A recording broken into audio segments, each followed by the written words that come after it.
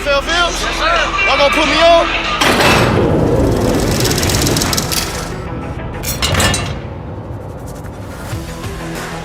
From a personality standpoint, TJ is gonna talk. He's gonna tell you exactly how he feels. Wake up, Cam! Wake up, Cam! Wake up! TJ Ward! What's up? It's TJ Ward, and you are watching Safety First Show. I'm very excited today because I have a special guest, my dog, Damian Williams. Let's give a round of applause. You have to have some noise in there in the audience. Hey, sure. But my dog Damian, you may know him as USC great, Texans third-round draft pick from Springdale, Arkansas, GOAT, freshman All-American with the Razorbacks, All Pac-10 receiver in 2009. 8 and 9. Yep. 2-year All Pac-10 wide receiver, third-round draft pick of the Tennessee Titans. Damian Williams again. What's up, brother? My dog. Man, long time, I know, bro. I know. Man, nothing, man. I know we had chopped it up a couple times, so I've been waiting to get out here, man. Come holler at you. Yeah, man. We always talking back on the gram, back and forth on the gram, and that's why another reason I love the gram, because it allows us to keep up with one another. Yeah. You know, from a distance, whether we watching every day or weekly, we might see something or just something that catch our eye. Be like, hey, bro, I see what you're doing. Yep. Keep it up, man. And I appreciate that, bro. But let's talk a little bit about, before we get in the ball. Okay. Let's talk a little bit about what you got going on post-career. Okay. How's that been for you? Because, we want to focus on the game, but us retired guys, giving game to the guys coming behind us, what's that like? What's that been like? Yeah, man. I did a little bit of everything. Honestly, my journey's been really, really cool because I had a kid my last year of football, like in my last year. So she was born basically in January when I retired. Yeah. So my first year of not playing ball, I was a stay-at-home dad, and it was the best thing ever, bro. Like for a lot of us, the worst part is trying to find your purpose or finding something else to do when you're done. But I had like a built-in scenario for me. So it was like I just went straight from the career of playing football to the dad career. Yeah. And it was great. My first year, I enjoyed being a stay-at-home dad. And then one day I was just kind of like looking through my finances. I was paying some bills. And I was like, I spent a lot of money recently. And, you realize, like, the worst thing for people with money is idle time. And so, although I was a stay-at-home dad, I mean, my baby was a baby. Like, she was a couple months old. So, when she was with her mom or if I was out of town or whatever, I had a lot of time to do stuff. And I realized I was spending a lot. So I kind of went the entrepreneur route. This is when, like, crowd therapy was coming on the scene for real. And so I had a mobile unit because one thing I hated was like if I leave the facility, I'm going home. Like I'm not trying to go to a bunch of extra places. So I figured if I put a mobile unit together and pull up to places like gyms and different workouts, they had like the Tough Mudders and like all these different workouts and stuff, CrossFit gyms and stuff.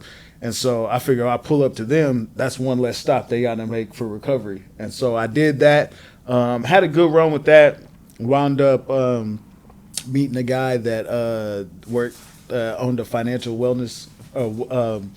management firm, wealth management firm, and then he kind of took a liking to me. I learned a little bit from him. Left there, went to Visa, and then now I'm working with a company out of Dallas called Playbook Investors Network. And basically, what they're doing is helping small businesses get educated and gain access to capital, and then and different resources to scale and grow their businesses. Oh, dope, man. I was in the same situation. Well, I was trying to get back in the league. I was 2 years out, man, and no way should I have been 2 years. One season, when that season went by and I didn't play, I was like, oh, hey, what the? I'm watching football like we all do towards the end. Like, man, ain't no way they got him on the field over me. But, I have my son. He's 5 now. Your daughter's 9. Yep. So that kind of was my, it's over with. Yep. Like, went to the Cardinals for like 3-4 weeks of the beginning of the season. They let me go. I was like, I'm not doing this. I'm not going to leave my baby. I had just had him. It was COVID. I didn't want to come back and forth from traveling, bringing something back to him. So I was like, man, it's over. Sometimes it's over. It's over. Yeah. You can still play, but like you said, God is asking, do you hear me? That's it. Because it's time to go. That's it. It's time to go. But, man, that is dope. That's dope, man. Because it's always interesting as well to see the different entrepreneurial fields that we jump in as players, bro. Yeah. Like, it's fascinating. I see guys doing different stuff, and they find different lanes that aren't your typical. Yeah. And it amazes me. I'm like, man, how you get into that? That's crazy. For me, it was kind of something like that. It was like, I didn't know. You play football your whole life. I played football since I was 5 years old. Bro, like, I literally didn't know anything outside of football. So even, when I'm playing, like, I know, like, okay, I went to school for business. Like, I know I'm fairly intelligent. But, like, when you done, it's like you don't know for a fact that you could just go do whatever it is that you thought you could do, right? Because you never done it. Like, you like, even just, like, going to work in corporate America, bro, like, I remember my first day in corporate, I was just sitting there in a meeting, and I was listening. I'm like, bro, why are we doing this? What's the point? Yeah. You know what I mean? And it's like, they have processes and procedures for the way that they do stuff and whatever, but, like, for me, I was like, this don't make no sense. We're wasting time. You know what? I noticed that it's so minute, and corporate has got to be, I think it's macro, or no, it has to be so down to the micro level because people really don't retain, they don't intake the information. So we're used to getting information and applying it. Right. As football players and as athletes, get the information and apply it. You don't get the information, you don't play. Yep. Period. But we live in an age where it's participation. Let this slow person catch up to where everybody else is doing. Yep. He needs time, or whatever this sympathy is. Instead of finding someone that can come in and do the job better and spending less time on things, we're waiting for those who don't want to be there, don't want to work as hard as everyone else, and want things given to them. Yep. And this is the society we live in. Which is funny because that's the stigma that we carry. They think that we're the ones that feel like that. That's the stigma we athletes carry. Yep. Right? We've been given everything our whole lives. Yep. We don't work for nothing we got. Blah, blah, blah. You get into these corporate worlds, you get into these offices, you get into these groups of people that don't nobody want to work. Yep. We're entrepreneurs. We haven't had employees or what. Nobody wants to work. Yep. And we be the ones staying after, doing the extra work, coming in early, going the extra mile, asking the questions. Like, that be us. Hello. But a lot of times they don't want to give us credit for that. They don't want to give us credit for it because we're not only above and beyond you physically, we're above and beyond you mentally. Yeah. And if we had the time to spend just on academics in school, just on passing one class and not having a full-time job at the same time, we'd be valedictorians too. Yep. So don't come at us athletes talking about or thinking that you're smarter than us, because guess what? You're not. Yep. You're not. Yeah. Next subject. Let's get off the business side and get into some football, baby. Hey, my dog played in two of the best conferences in football. Absolutely. Well, we're going to bring him to Pac-10 because we both played in the Pac-10. Yep. Which was the greatest conference in football. I don't care what you say. Yeah. Pac-10, SEC. And I'm not going to ask you who better because that's too easy. I'm just going to say, what do you think was the most difficult part in playing in each conference? You as receivers. So, for me, I think that the games are different, right? So, like, when we played and when we were in college, the SEC was running the ball. Yes. Like, that's what was happening. Yes, right? yes. And we talked about my team. Like, I had a three-headed monster over there. They was real life running the ball. And they was all Americans. Like, you know what I mean? So, like, this was the time where, like, Alabama wasn't good. Say, you thought Bama had some backs. Right. Razorbacks. Yeah. No, that was the Razorbacks. They was probably the first group that had, like, a real powerhouse of a stable of running backs, for real. Who else got real quick? Darren McFadden, led by him, Heisman runner-up. Felix Jones, who would have been, he was a first-round pick, would have been up for the Heisman on any other team if he wasn't playing behind Darren. And then Peyton Hillis. Madden cover. Come on. And Peyton probably one of the rawest athletes I've ever seen in my life, bro. Like I remember when I was in high school, they had a video of Peyton Hillis. I remember I was in probably a freshman maybe or a sophomore in high school, and they had a video of Peyton Hillis. His summer workouts, he was pulling fire trucks. Man was in high school. He was pulling fire trucks up a hill, bro. And I remember seeing that thinking like, I'm not working hard enough. Ain't no way. Ain't no way. No way. No way. Nah, I ain't gonna lie. When I got to Cleveland and Payne was there and he wore 40, so I'm automatically thinking all-star, right? I'm like, yeah. He was like all-star, but he was fast. Nah, he was fast. I'm like, this dude was fast. And he'll shake. Had no neck, juggernaut. Yep. We call him straight juggernaut, bro. And I Payton, the little games we did win. Yeah.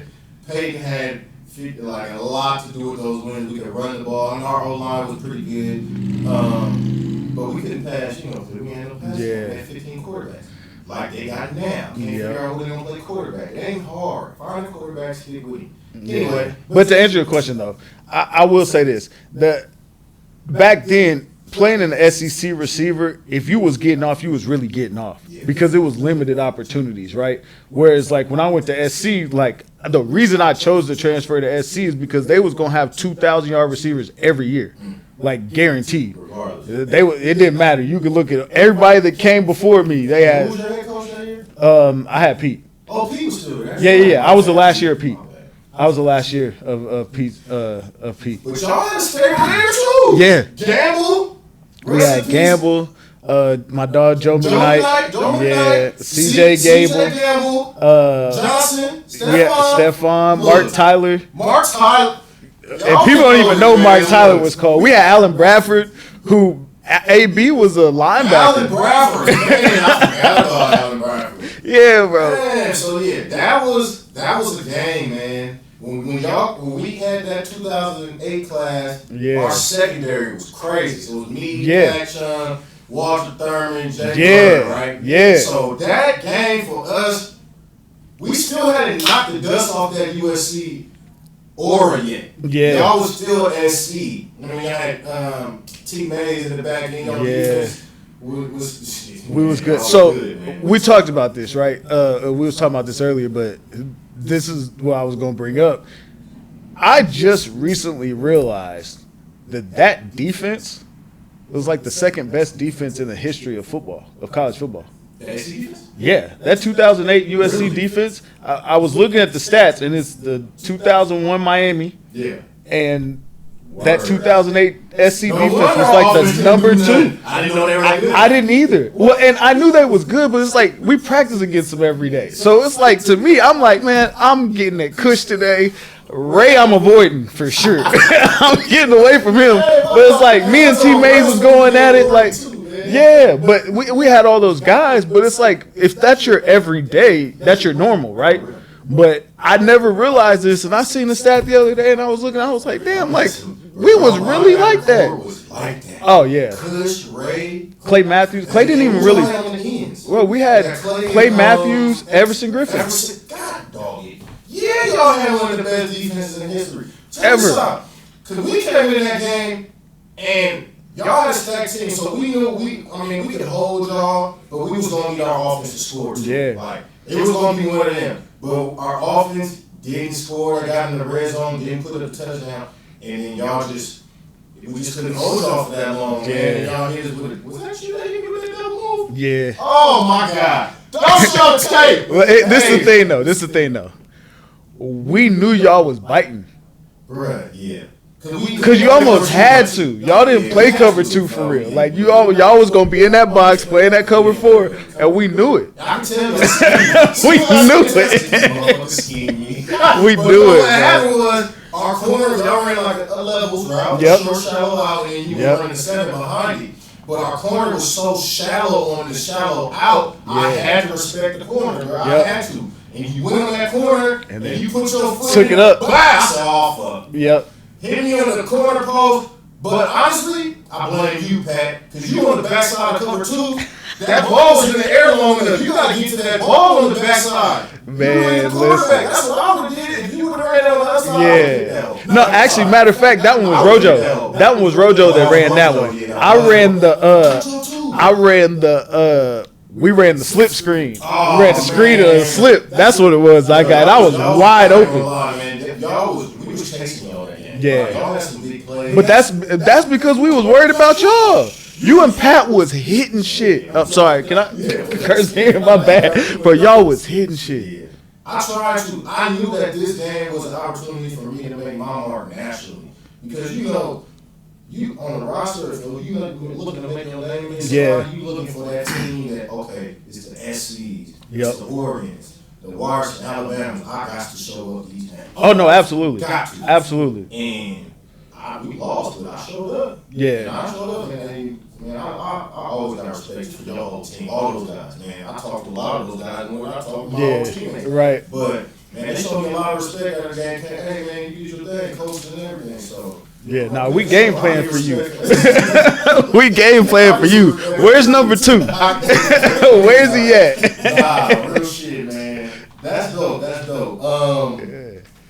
Yeah, that season was dope. And then the next year, y'all came to our house and we had to return that favor. Yeah. It's funny because we were both playing for the Rose Bowl. Both years, like that year before, y'all was playing in the Rose Bowl. The next year, we was playing in the Rose Bowl and we had to beat y'all. Yeah. And I'm like, we ain't losing this game. I hated that trip. I had a crazy. That whole situation was a crazy trip for me, bro.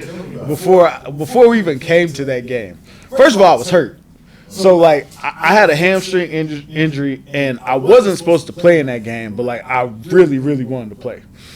Second of all, I wasn't supposed to. I almost didn't even make the trip for that game because I had to go see the J board because a UCLA alumni called the NCAA and told them that I was out to dinner with an alumni and I was getting improper benefits.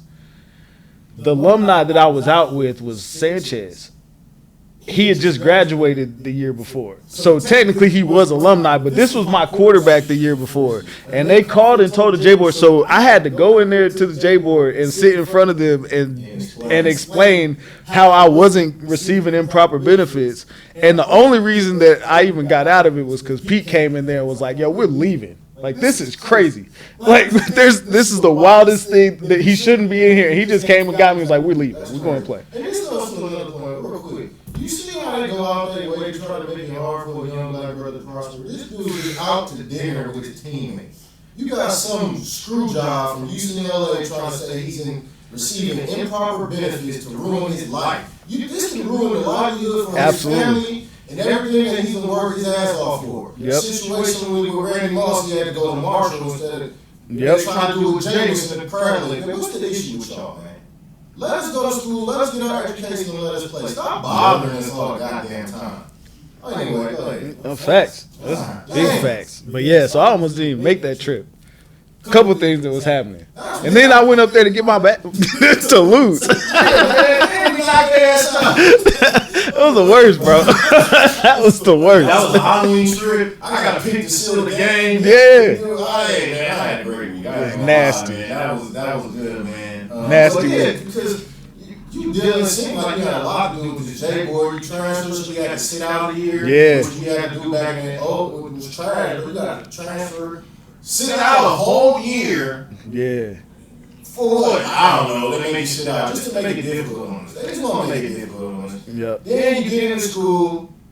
Can't have a job. Can't even have dinner with your quarterback. Like, leave us alone. Can't have a job. Can't have a job. Can't work. You can't work. You need bullshit ass studies. You can't work, boy. Yeah, bro. Thank God for this NIL. Man. Thank God. I'm so happy for you young boys that y'all don't got to deal with the bullshit that we had to deal with. And Me y'all too. get some money. And you ain't up your ass for every little thing that y'all do. Trying to punish you for normal things, right? Yep. Punishment and just trying to bring a bruh in our fucking dreams. Yep. Like, who does that? You gotta be an evil, spoiled ass, inside ass person to do some shit like that. No, man. These players getting their money. We just talked about you having to sit out a year. Obviously, I'm assuming you're for the NIL. Oh, absolutely. And, what do you think is one thing that can make the situation better for them and the kids? The whole thing. Like, So for me, man, like I think I love the idea that they're getting their money. I feel like we should have got paid. Like, I mean, I think about what you was doing at Oregon and where you was at. Like, you was getting money. When I was in SC, there was no pro football teams there. Like, me and T. Mays was on a billboard on the 10, bro. Like, I was on the ticket for the Rose Bowl. I ain't getting no money. Like, nothing. So I'm happy these kids are getting money. What I'm not happy about is the way that they went about doing it. It was almost like oh, okay, y'all beg for this, so here. And, like, figure it out. There needs to be a system in place. If it was me personally, I would have somehow they should have been able to set up a trust for all of these players. And as they got their money, put it in there, and then a certain amount's released over years or as you hit certain milestones, meaning in the classroom, meaning education-wise, financial literacy, that type of stuff. What I don't like is that they're all getting this money, and if statistically within 3 years of leaving the NFL, people are going broke, and we're grown men. Imagine what these kids is 8, 17, some of them getting in high school, 16, 17, 18, 19, getting that type of money. Imagine what they're doing with it. And to a stronger point, it's almost giving it to them to their own detriment. Because a lot of these kids can get money early and get sidetracked and not get to their ultimate goal. Absolutely. Which you see in a lot of cases. Absolutely. It's almost like sticking a big-ass chocolate cake in front of a fat kid. Or just a little kid. Like Matilda. Right. Give him a whole cake, he gonna eat the whole cake. Right. You know what I'm saying? Give him pieces or have, financial security. And I almost don't even like financial literacy because it makes it seem like it's very hard to comprehend. Yeah. Like financial, if you give us all the information and make sure that we're comprehending it, then the literacy isn't that hard. It's only hard on the literacy because you guys are hiding things. Yes. And I don't want to talk say I like financial security. Make sure my money is secure first. Just hold it somewhere, make it grow 4%, hold my money. I don't have to be extravagant with anything. Right. You want to take my money and manipulate it so you can get all these fees and all these bonuses. Don't manipulate shit. Keep my shit safe first. It's here. This is what it's making. I can understand because I can watch it and see it. When you got money here and this, you look at that shit, we be like, what the f? Yeah. And nobody's teaching you how to invest your money. What? Fuck no, bring that shit back. Yeah. And nobody's teaching you how to invest your money. Nobody's teaching you like what that actually looks like. They'll tell you like, okay, well, we're gonna invest in this, we're gonna invest in it, but you don't know what these actual things are. You don't know if it's an ETF. You don't know if it's mutual funds. You don't know if it's private equity. You don't know if it's life insurance policies, if it's got cash value in it, if it don't got cash value, if it's something you can borrow against. Like, you don't know all this stuff, and nobody's teaching you any of this. They're just doing it for you. And it's cool to have somebody managing your stuff for you, but you need to be learning and understanding what's happening along the way. And I don't think they have that. They're not providing that for these kids. Another reason I say keep it simple. If you simplify it, we can learn from that simplicity. Yep. We take the knowledge from here, take it a step up. Get what we understand here, yep. Now you take a step up. When you give us all the steps at once, and be like, okay, figure it out, learn. Yep. Okay, who's holding that person accountable now? And nobody does that anywhere else in any other process. Yep. Because you know what? They're not making sure that I understand the process that I'm in. I asked somebody to put me in a $300 insurance policy, $300 a year, $300,000 a year. I thought it was $300,000 one time. Right. It was a year. I was looking on the street. Right. I swear I was looking on the street. I was going to knock the fuck out. I promise you. Yep. Because how else are you supposed to know? Like, the majority of us come from situations where you ain't had that backing. So all skin That's the worst part. Kinfolk. That's the worst part. Hear me again. All skin folk and kinfolk. That's tough. Tired of this. All right. Finish your stuff. Yeah, bro. But yeah, tell us about when you speaking on the visa situation. Yeah. So I went to work for Visa. They had a program there for former athletes. And it was basically so you could come in, get your feet wet in corporate America, kind of figure out some of the things you want to do, where you want to be, and that type of stuff. So I was always interested in marketing, but I always wanted to get in tech. never knew how to get into tech. I'm not a coder. I wasn't really like up on all the project management stuff and all that stuff. So I was like, well, I could go into a tech company. Every company has a marketing team, right? So I could go to a tech company, do marketing stuff, and then learn the tech part, right? Well, while I was there, it just so happened I went to a fintech company. So Visa had a room at the top of our building of the headquarters. It was called Visa University.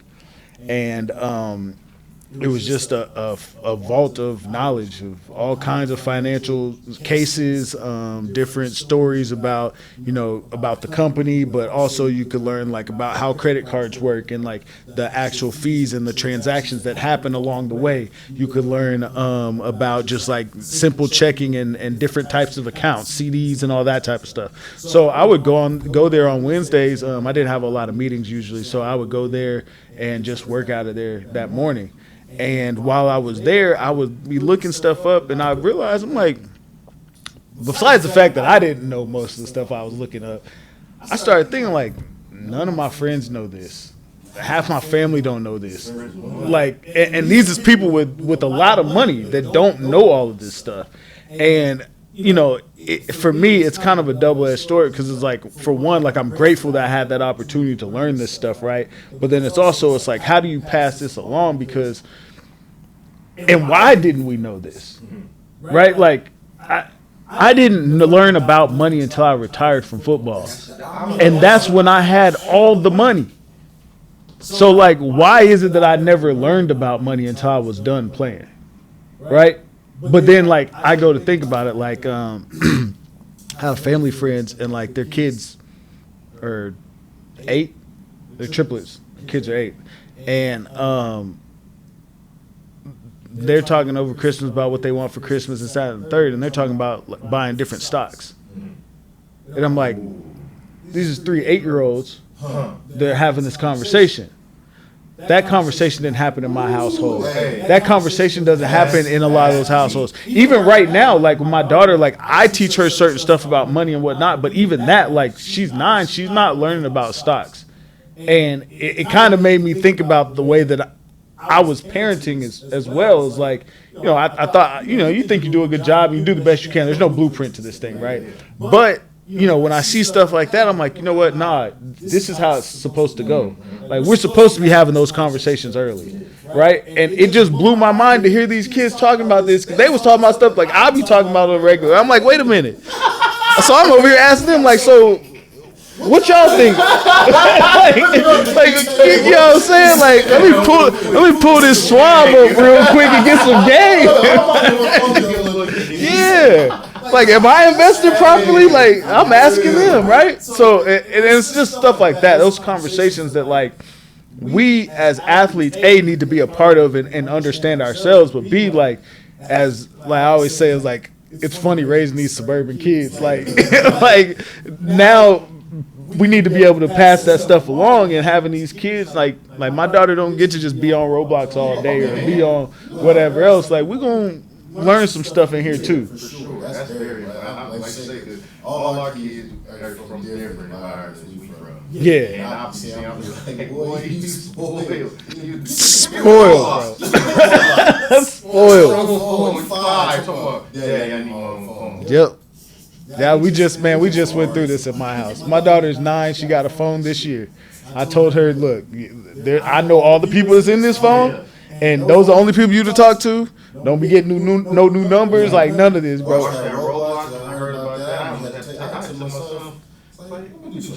Yeah.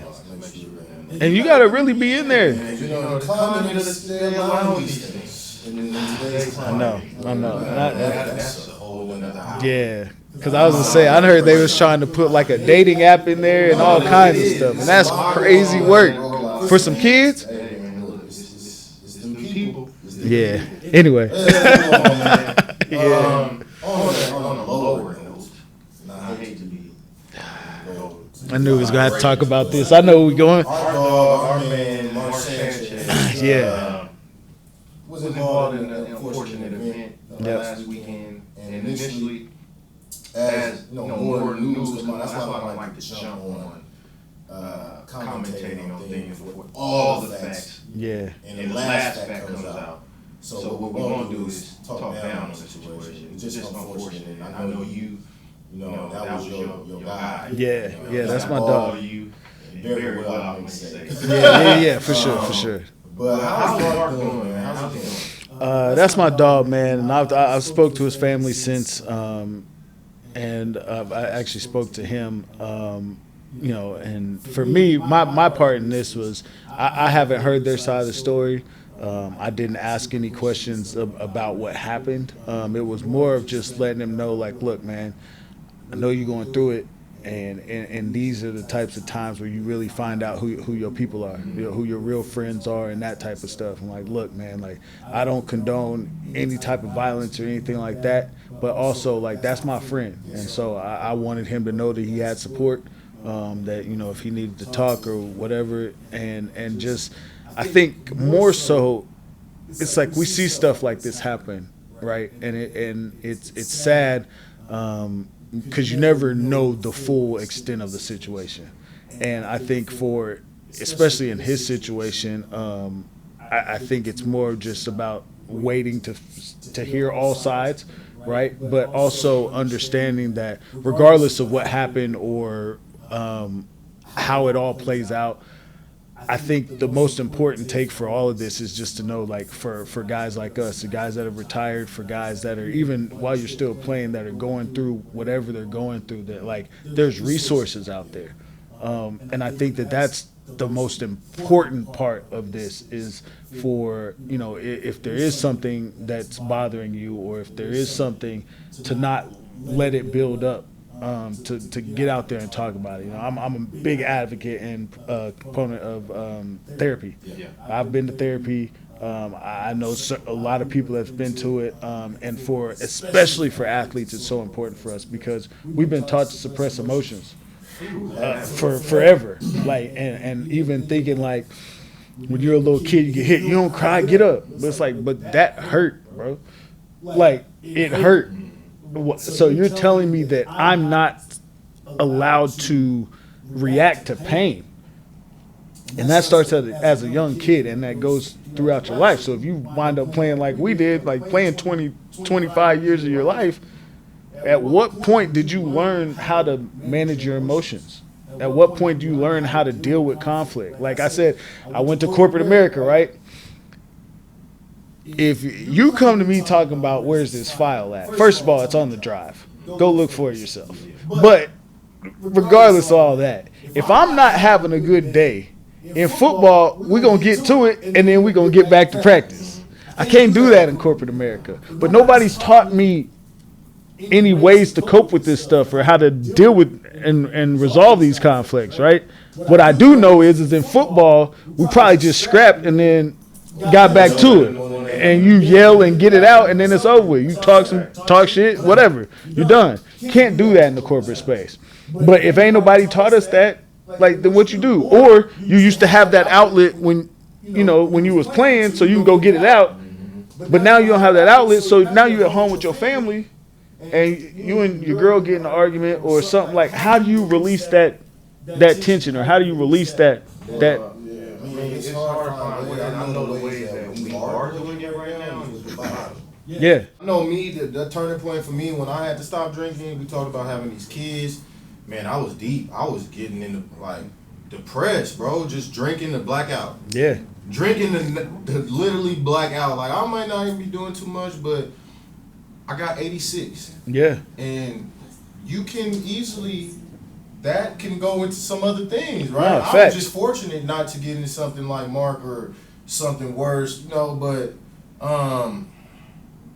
yeah, man, we got to find other avenues besides liquor. Yeah. I mean, liquor is kind of how even a lot of us just get through the career. We have fun either in good times or in bad times. Yep. It's the liquor we go to. Yeah. And we have to not rely on the liquor, man. Yeah, but or even like for me, liquor wasn't my biggest thing, but mine was more of just isolation. Like, I just disappear for days. Like, you get in a little depression or whatever, it's like I just don't want to talk to nobody. So like, you at home by yourself, like, I would just disappear, bro. Like, wouldn't talk to my family for days, wouldn't talk to my friends and stuff. And it's like, it ain't like I didn't want to talk to y'all because of you. It was just where I was at mentally and going through some of the stuff you're going through. It's like, man, like I almost rather be alone. Yeah. And that's when it starts. When stuff starts to creep in, and that's where you start getting thoughts of crazy stuff and whatnot. Because again, it's like, you're taught not to have emotions. You have all these emotions you don't know how to deal with. And then it's like, I'm embarrassed to even tell somebody that I'm going through this because I'm supposed to be strong. I'm supposed to be the man in the house or whatever else. You know what I mean? So just understanding you have friends, understanding that you're not going through it alone. There's always somebody you could talk to about whatever else. And that's for all of my friends, any of y'all listening and hearing this, you can always call me, like, anytime. I'm going to pick up the phone or I'm going to call you back, whatever. We can have that conversation because one thing that's happening all too prevalent is people unaliving themselves right now, all over some trauma that could have been resolved, or definitely could have been resolved if they knew about an outlet. Yeah, but because even a lot of those unaliving situations, somebody, they could just get off the phone with somebody, you know, a family member that thought they could help, or just talk to him. But you know, sometimes it's no matter who they talk to or what is said. Yep.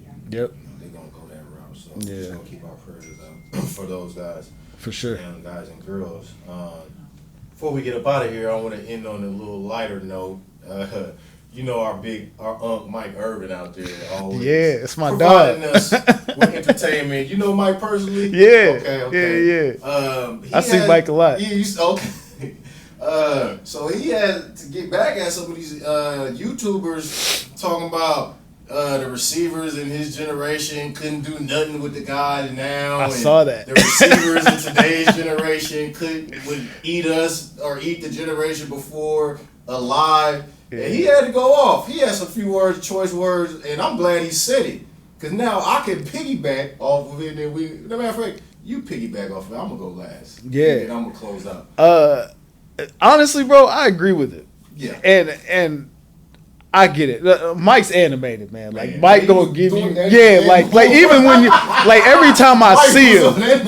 Oh, absolutely. I mean, every time I see him, just the dap, people, hey, young fella, hey, boy, you look good. Like, you know, that whatever, right? But I think that obviously the game evolves, right? So, like, talent level, I think a lot of these guys, they got it. Like, they got a deeper bag than what we had. But a lot of that stuff be wasted motion. What? I was gonna say, like, deeper bag. Where? Like, they got all the moves, but like, if them moves ain't getting you where you need to go, or if you doing all the moves and dropping a pass, like, it don't do you no good. Well, what I will say is, Steve Smith's, Johnny Taylor's, Randy Moss's, Michael Irvin's, all those guys that play, Andre Reed's, like, all them dudes that played in that time period was dogs. And I wish a lot of these corners would today try to play with Mike. They don't understand how big these are. Like Andre Reed, Michael Irvin, and you name Steve Jonathan Taylor. Like Jerry Rice, you look at them, they make, because the rest of the league was huge. But yeah, bro. 6'2", 6'3", 230. Yeah, like, you having to deal with that every play, bro. And there's a reason Deion's one of the best corners ever. Deion's like 6'3". There's a reason. Like, he's not little. Now the corners y'all playing against is little. Yeah. For the most part. Yeah. You know what I'm saying? You got your Jalen Ramseys that are still part of the 2010s generation. Yeah. I feel he's still a 2010 guy.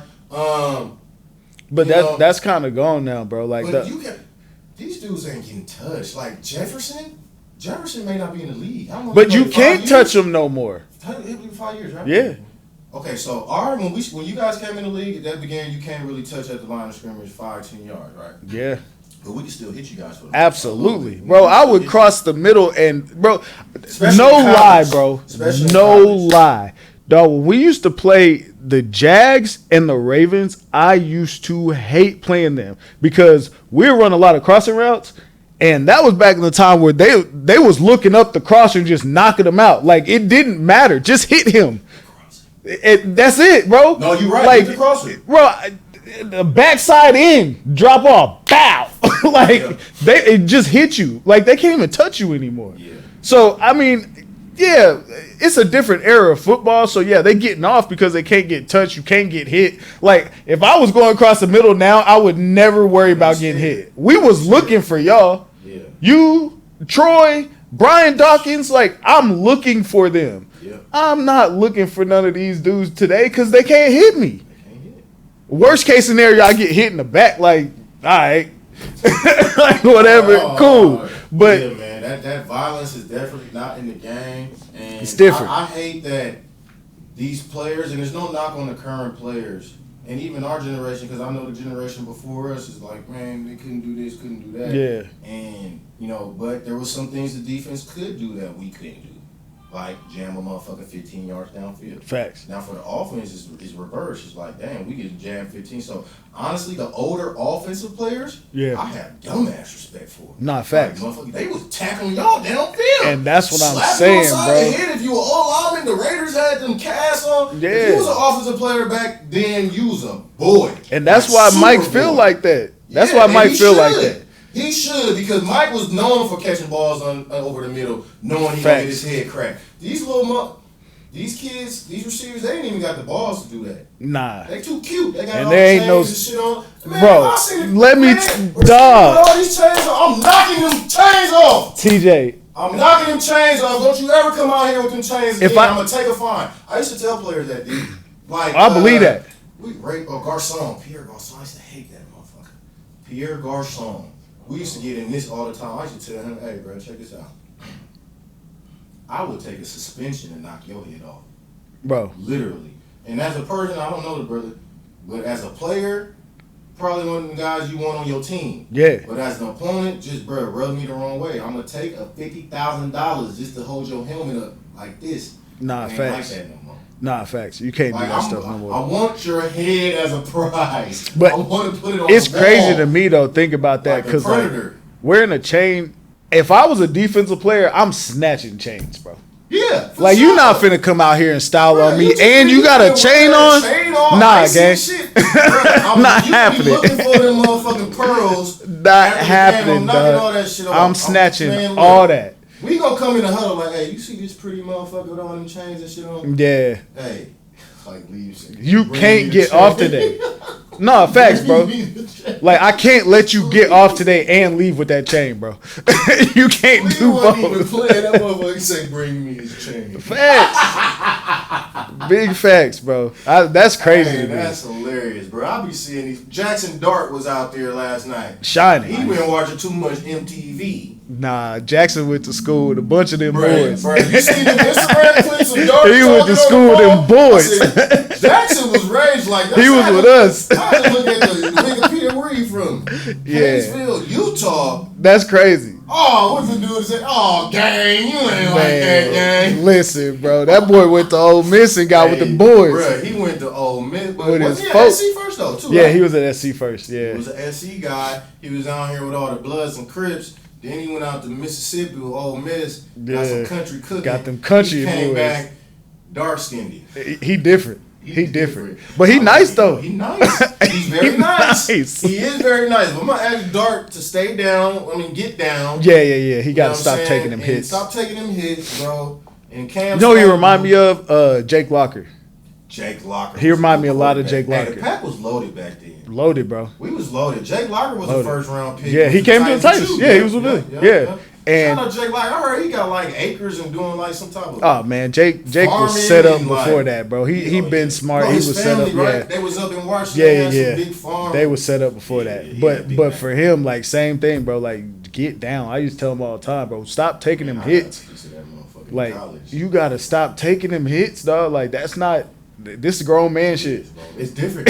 College, I'm like, man, college shit is you still some guys getting hit by, but that grown man, you get to that league, bro. you be like, ooh, Because it's like, every hit. Bro, he didn't even That's get the hit that difference. hard in that one where he was out Yeah. on the ground. Then I seen it, I'm like, oh yeah, Yeah, like, bro. he couldn't cuss. Yeah, bro. But yeah, man, this my dog Damian Williams. First episode of Safety First, full episode. Check us out on YouTube. Sir. Like, comment, and subscribe. Safety First Show. Hey, we're going to drop 2 this week. We're going to give y'all a bonus episode just because it's the first one. We're going to drop 2. We're going to drop 1 from last week, this one, and look out for it, man. Platforms, TikTok, Instagram, YouTube, Spotify, FM, AM, what you want, analog, shit. We everywhere. Safety First Show, man. D, appreciate you coming, brother, man. Good appreciate seeing you having me, fam. Gamed us up like always, man. This show is not just about what happened on the field, but how to get better off that motherfucker. Say, let me stop cussing so much, man. I'm trying to get some corporate bucks. All this cussing. That's all right. It's coming, dog.